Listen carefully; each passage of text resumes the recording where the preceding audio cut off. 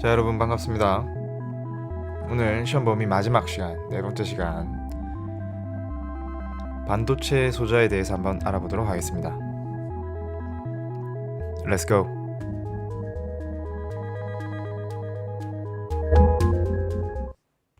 자, 지난 시간에 배운 거 잠깐 확인해 볼까요? 자, 고체 물질에 전류가 흐를 때, 이 전류가 흐르는 걸 방해하려는 정도를 저항 혹은 전기 저항이라고 이야기를 합니다. 그럼 이 저항이 작을수록 전류가 잘 흐르게 될 거고요. 저항이 클수록 전류는 안 흐르게 되겠죠. 자, 이런 특성에 따라서 고체 물질을 세 가지 종류로 우리가 분류를 했습니다. 먼저 매우 전류가 잘 흐르는 도체, 그리고 전류가 잘 흐르지 않는, 거의 흐르지 않는 부도체, 그 중간인 반도체가 있겠네요. 자, 그리고 이 세 녀석을 에너지 띠 이론을 활용해서 이 세 가지를 분류를 했었습니다. 그죠?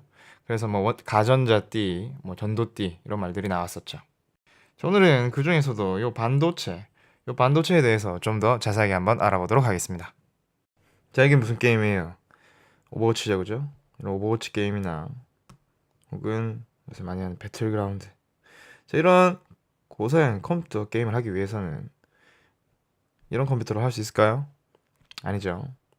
굉장히 사양이 좋은 컴퓨터가 필요합니다.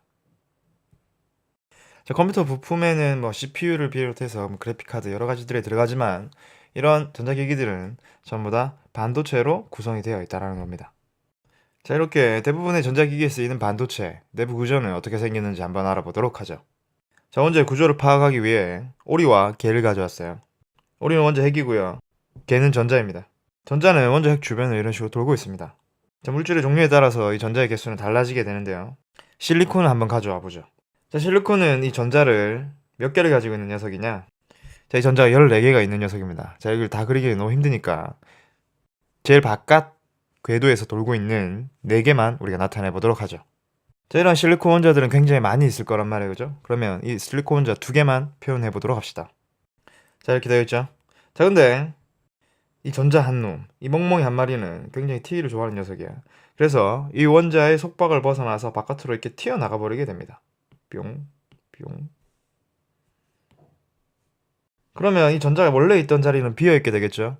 이렇게 비어있는 자리를 원래 마이너스 전하를 띠고 있는 이 전자가 여기 채워져 있어야 되는데 마이너스가 없어졌다고 해서 이 녀석은 플러스와 같은 효과가 난다라고 하여 양, 그리고 비어있는 구멍이라는 뜻의 공, 이 둘을 붙여서 양공이라고 이야기를 합니다. 자, 그렇다면 이제 이 반도체에서는 전류가 흐르는 방법은 2가지가 있습니다. 첫 번째, 아까 탈출했던 요 자유전자 있죠? 요 자유전자가 움직여서 전류가 흐르는 방법과, 자, 그리고 2번째는 이 옆에 있던 요 전자 있죠? 이 옆에 있던 전자가 지금 이 녀석이 이렇게 움직여오겠죠? 자, 이렇게 움직여오면은 다시 이 원래 전자가 있던 자리가 비어있게 된단 말이에요. 그죠? 그럼 이 양공의 위치는 이렇게 이동을 하게 되는 겁니다. 그래서 이 양공이 이렇게 움직여 가면서 전류가 또 흐를 수 있게 된다라는 거죠. 자, 정리하면 반도체에서 전류가 흐를 수 있는 방법은 첫 번째, 자유전자가 움직여서 전류가 흐르거나 아니면 요 양공이 움직여서 전류가 흐르거나 이렇게 2가지로 나눌 수가 있다는 겁니다. 자, 그러면 이 순수한 반도체에 더 전류가 잘 흐르게 하기 위해서는 자유전자를 늘려주거나 아니면 이 양공의 숫자를 늘려주면 되겠죠. 자, 그 과정을 우리는 도핑이라고 이야기를 합니다. 이 도핑은 불순물을 첨가, 이때 불순물이란 뭔가 순수하지 못하다 이런 뜻인데, 이 순수한 반도체 이외의 모든 다른 물질들은 다 불순물이 되는 거예요. 그럼 이 불순물을 뭔가 다른 물질을 첨가해가지고 자유전자를 많아지게 하거나 양공을 더 많아지게 해가지고 전류를 잘 흐를 수 있도록 하는 과정을 이야기를 합니다. 자, 그럼 이 도핑에 의해서 만들어지는 반도체는 또다시 2가지로 나눌 수가 있습니다. 바로 첫 번째 P형 반도체와 N형 반도체가 있죠. 자, 이때 P는 포지티브, 뭔가 플러스의 의미를 가지고 있습니다. 아까 전자가 빠져나가면서 생긴 양공, 이 녀석이 플러스의 어떤 성질을 가지고 있기 때문에 P형 반도체는 양공이 훨씬 많은 반도체를 이야기를 하고요. 그렇다면 N은 뭘까요?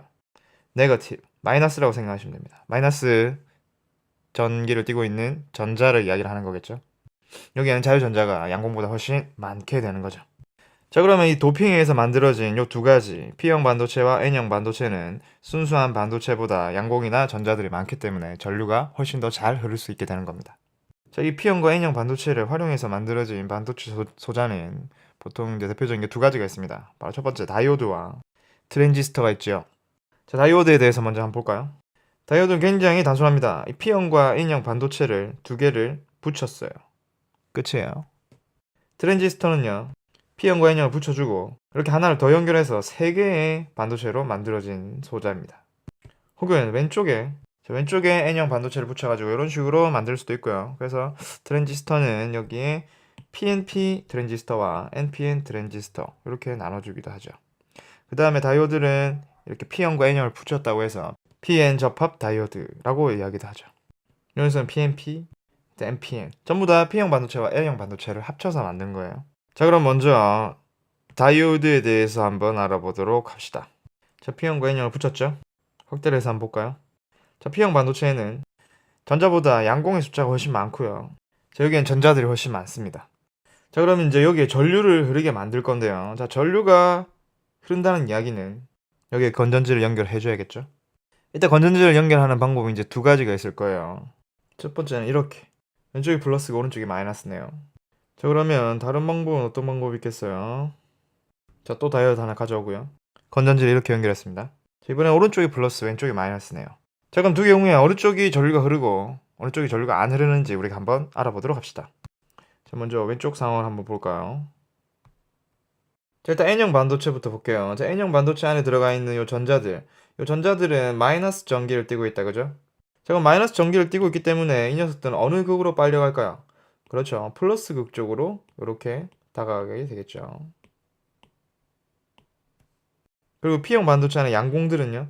자, 양공들은 플러스 성질을 띠고 있기 때문에 마이너스 극 쪽으로 이렇게 당겨가게 될 겁니다. 자, 그러면 여기 접합면에서 어떤 일이 일어나느냐? 여기 전자들 있죠? 이 전자들은 여기 비어있는 양공 요 자리로 뿅 하고 이렇게 들어가게 되는 겁니다. 그럼 다시 합쳐져서 원래 상태로 되돌아가게 되겠죠? 이 녀석도 들어가고 그러면 N형 반도체 안에 전자가 다 없어질까요? 아니죠. 자, 여기 전선에서 전자들이 띄우고 있단 말이에요, 그죠? 그럼 여기서 다시 이렇게 채워지게 되는 거겠죠. 자, 이러한 과정을 통해서 회로에는 전류가 흐르게 됩니다. 자, 지금 전자의 이동 방향은 N형에서 P형 쪽으로 전자가 이동한다, 그죠? 그럼 여기서 우리가 첫 시간에 배웠던 거 전자의 이동 방향과 전류가 흐르는 방향은 그렇죠, 반대 방향이었죠. 자, 그러면은 이렇게 전류가 흐르기 때문에 플러스 극에서 나와가지고 마이너스 극 쪽으로 들어가는 방향으로 이렇게 전류가 흐르게 된다는 겁니다. 그래서 자, 잘 기억하세요. 플러스 극과 P형 반도체를 연결하고 마이너스 극과 N형 반도체를 연결했을 때 전류가 잘 흐르게 되는 겁니다. 자, 기억하세요. 플러스 P 포지티브, 마이너스 N 네거티브 이렇게 연결했을 때 전류가 잘 흐르고 이러한 연결을 우리는 순방향 연결이라고 합니다. 전류가 흐르기 때문에 순방향. 자, 그럼 반대로 연결한 걸 한번 보죠. 자, 여기서 N형 반도체의 전자들은 플러스 극 쪽으로 당겨갑니다. 그죠? 그럼 플러스 극 쪽으로 당겨가기 때문에 이 녀석들이 요렇게 붙을 거란 말이에요. 그지? 이렇게 붙게 되고요. 그 다음에 P형 반도체에서 양공들은 마이너스 극 쪽으로 당겨가서 이쪽으로 붙게 되겠죠. 자, 그럼 더 이상 이 사이 영역에서 이제 결합이 일어나지 않단 말이야. 그럼 여기에 N형 반도체에서는 전자가 계속 쌓이고 P형 반도체에서 양공이 이렇게 쌓이게 되겠죠. 그래서 이 상태에서는 전류가 흐르지 않는다는 겁니다. 그래서 이러한 연결을 우리는 역방향 연결이라고 이야기를 합니다. 자, 이거 시험에 나옵니다. 이거 순방향은 플러스 극을 P형에 마이너스 극을 N형에 연결했을 때 전류가 잘 흐르고 순방향 연결이라고 한다는 거 꼭 기억하세요. 자, 뭐 교과서에 보니까 이 연결이라는 표현 대신에 뭐 접속이라고도 되어 있네요. 그죠? 연결, 접속 같은 의미로 사용하시면 됩니다. 자, 그리고 또 하나 이 다이오드의 기호를 한번 확인하고 갈게요. 이렇게 세모 하나를 그리고요. 선 하나 꺼주면 이게 다이오드의 기호입니다. 자, P형 반도체는 이쪽이고요. 왼쪽. N형은 오른쪽입니다. 그래서 전류가 흐를 때 P형에서 N형 방향으로 이렇게 전류가 흐를 수가 있단 말이야. 순방향 연결했을 때. 그때 요 전류가 흐르는 방향이 요 세모 끝이 가리킨다고 생각하면 될 것 같습니다. 자, 그럼 이 다이오드로 어떤 일들을 할 수 있느냐? 자, 교류 전압, 교류 전기는 어떤 걸 이야기를 하죠? 방향이 왼쪽, 오른쪽 계속 바뀌는 거예요. 그죠? 근데 여기에다가 이 다이오드를 연결해 버리면은 한쪽 방향으로밖에 전류가 못 흐른단 말이야. 그죠? 그래서 이 교류를 직류로 변환시키는 역할도 할 수 있다라는 거. 굉장히 중요한 기능이에요, 여러분. 자, 그럼 이쯤에서 다이오드는 끝을 냅시다. 자, 그럼 트랜지스터에 대해서 한번 알아볼 건데요.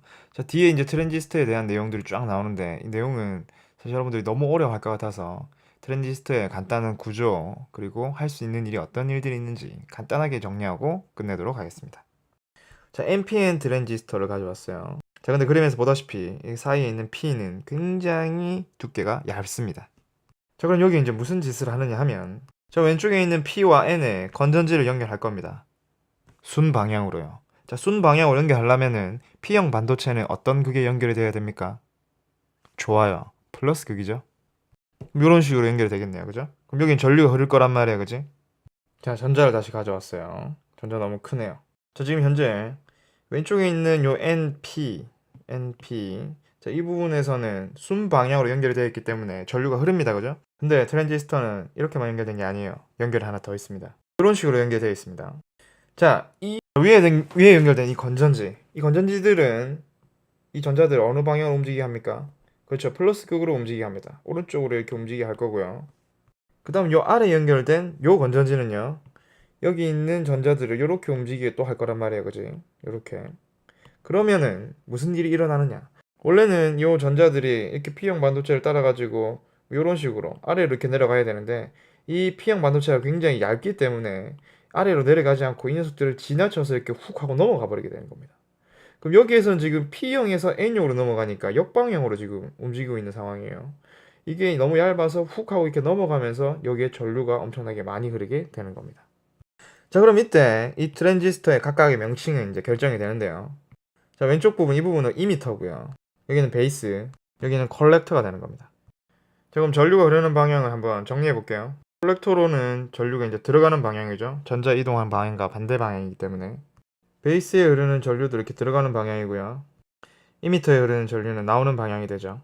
자, 그러면 여기에 베이스 전류와 콜렉터 전류를 두 개 합쳐져 가지고 얘가 이미터로 튀어나오는 거예요. 오케이?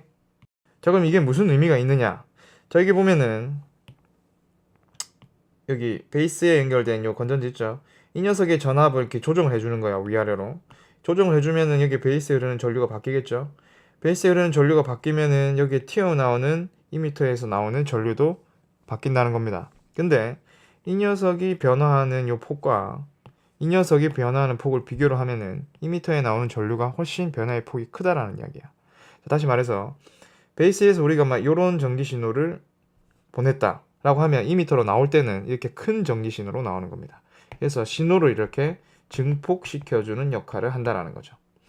이 트랜지스터는 증폭 작용뿐만 아니라 굉장히 다양한 역할을 수행하게 되고 이 교과서 뒷부분에 나와 있는데 이것들은 다 다루진 않을 거고요. 참고로만 확인해 주시면 됩니다.